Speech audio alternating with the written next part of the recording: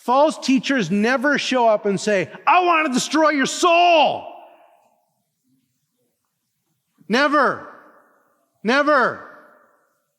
Look at the text. They use smooth talk.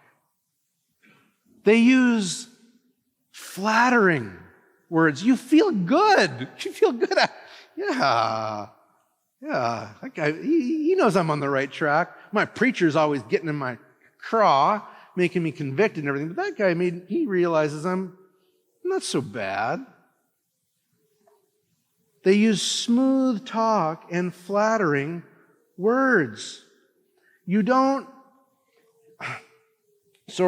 use these words, and you need to understand that they come along saying things like this. Hey, we all know from grade 2 in math that 3 can't be 1, right? Virgins don't have babies, right? We're reasonable people here. You wouldn't want to stop someone from loving who they love, would you? You would, come on, love.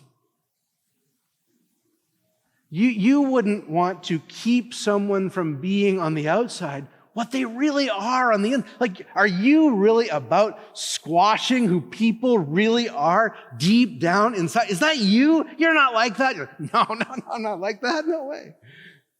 I want to follow the Bible, but I don't want to do it in a way that's unreasonable.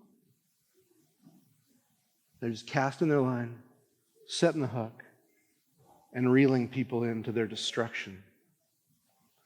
False teachers speak with smooth words and with flattering speech. And you know what? You need to know that in the history of the church, God's men have often had to be quite brash in order to oppose false teachers. Pelagius, the early church heretic, was quite smooth. Augustine was more awkward. Erasmus, the Reformation false teacher, was quite smooth. Luther, not so much. He had to blast him like a trumpet to call him out. And it's easier to sound NPR smooth and to go on in that progressive tone that sounds so reasonable.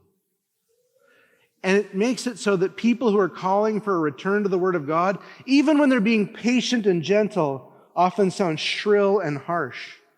In Galatia, the false teachers could come along and say, let's obey the whole Bible. See, circumcision's in the Old Testament. Let's do that too. And Paul had to go, you'll go to hell.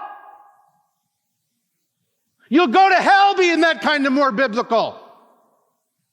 Oh, Paul, we appreciate gentleness.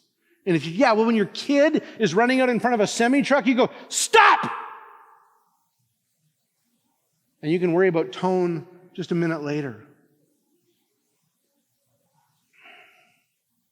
We need to understand that we as a church do not discern truth from falsehood by how smooth a person is able to be, but how they can back everything they say by chapter and verse, and also reconcile it with the substitutionary death on the cross of Christ for sinners. If it does not line up with that, no amount of smoothness and flattery makes it true.